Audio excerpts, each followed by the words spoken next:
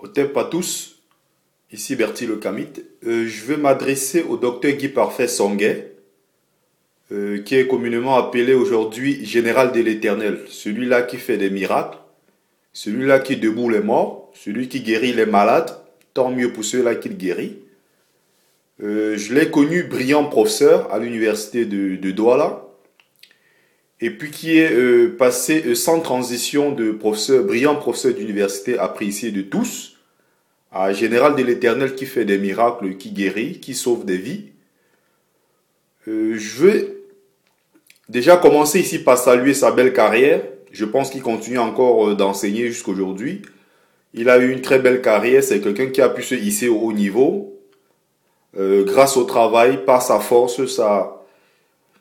son courage et tout, sa perspicacité. C'était quelqu'un qui aimait tout le temps aller vers la connaissance. C'est quelqu'un qui était curieux et quelqu'un qui était également entouré par beaucoup d'étudiants. Les gens aimaient beaucoup venir vers lui. Et il est passé de là à quelqu'un qui aujourd'hui rassemble encore les jeunes pour leur dire que la solution à leur problème, c'est Jésus. Moi, personnellement, ça me pose un gros souci.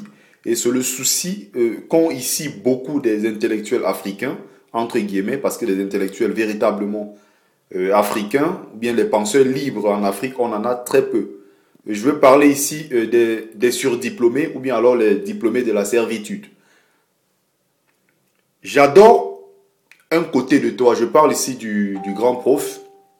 J'adore un côté de toi où tu parles de la malgouvernance, quand tu parles de nos politiciens qui ont échoué, quand tu sensibilises sur les crimes rituels, quand tu parles des vrais problèmes qu'on rencontre dans notre société. J'adore ce côté-là de toi.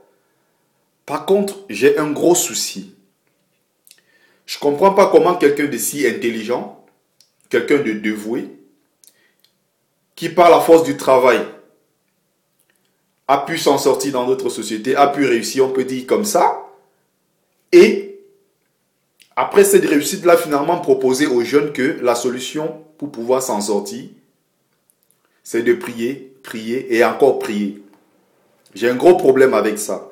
Comment se fait-il que les gens qui sont surdiplômés, ces gens-là qui ont fait des hautes études, qui étaient normalement censés désaliéner les autres, ceux-là qui n'ont pas eu la chance de faire des études, ceux-là qui savent à peine lire et écrire, que feront-ils?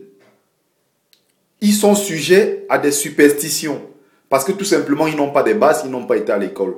Ils peuvent croire à un Jésus blanc aux yeux bleus qui vient sauver l'humanité et qui fait des miracles. Je ne comprends pas comment en même temps celui-là qui est super intelligent, qui a bac plus combien je ne sais, qui a pu résoudre des problèmes complexes en chimie, en génétique, faire des investigations. Je ne comprends pas comment en même temps, le même cerveau qui peut produire une telle pensée, le même cerveau qui peut...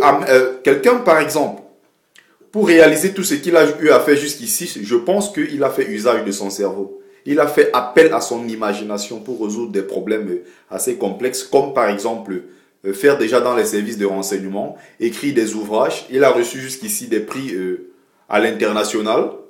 C'est quelqu'un qui accomplit en fait sa tâche brillamment jusqu'ici. Et il était pour moi un modèle. Jusqu'au moment où il a complètement versé dans le créationnisme. Il a complètement versé dans ces religions-là, monothéistes dites révélées, qui promettent des miracles et autres. Cette jeunesse africaine-là aujourd'hui commence à parler de ses ancêtres avec fierté. Ça tombe très mal au moment où c'est le même professeur qui était censé, qui en principe devrait orienter les jeunes sur les voies salutaires, celui-là qui devrait dire aux jeunes, par la force du travail, on peut arriver. Il a des audiences partout. Il est invité sur les chaînes de télé et radio pour venir parler de Jésus. D'un Jésus qui fait des miracles. Je ne comprends pas comment le même cerveau qui peut être capable de produire de telles pensées, de telles connaissances, ce même cerveau-là arrête de fonctionner quand il s'agit de Jésus. Ce même cerveau-là se braque quand il a en face un Jésus-Christ.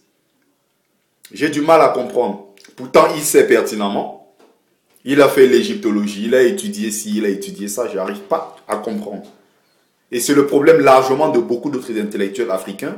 Je rappelle ici que la vidéo, c'est pas une vidéo d'attaque. Je m'adresse à lui personnellement. J'espère que s'il tombe sur la vidéo, il aura un jour l'occasion peut-être de me répondre.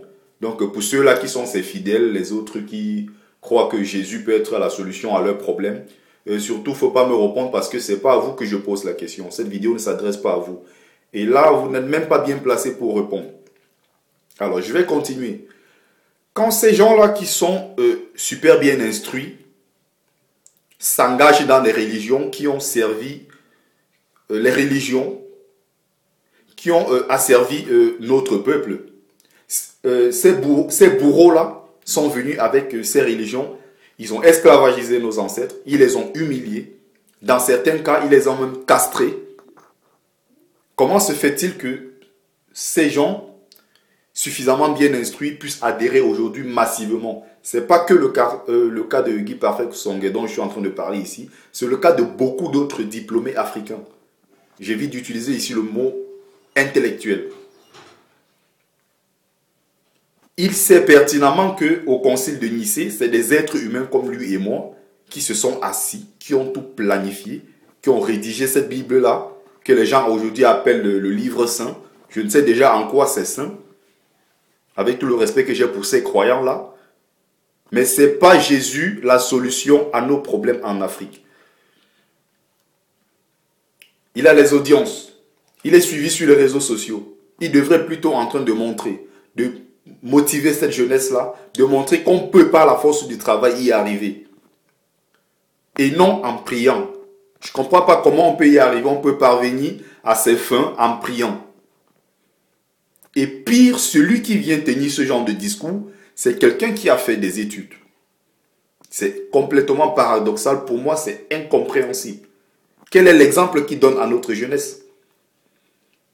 En quoi il peut influencer positivement un enfant qui a envie d'évoluer dans la société?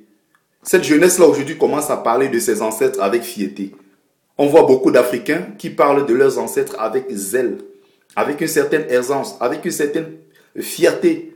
On ne voit plus de jeunes aujourd'hui parler de leurs ancêtres comme étant des maquisards, ceux-là qui avaient refusé de se soumettre à ces religions monothéistes dites révélées. On voit des jeunes aujourd'hui qui sont fiers d'être africains, qui sont en train de s'émanciper. Les choses sont en train d'avancer. Et quelqu'un qui débarque comme ça, de surcroît, un intellectuel, entre guillemets encore, qui vient proposer la solution aux jeunes, une solution ici émanant des croyances, venues d'ailleurs bien sûr, même si à l'origine on va dire également c'est une religion à la base, une spiritualité à la base africaine qui a été transformée. J'ai du mal à comprendre.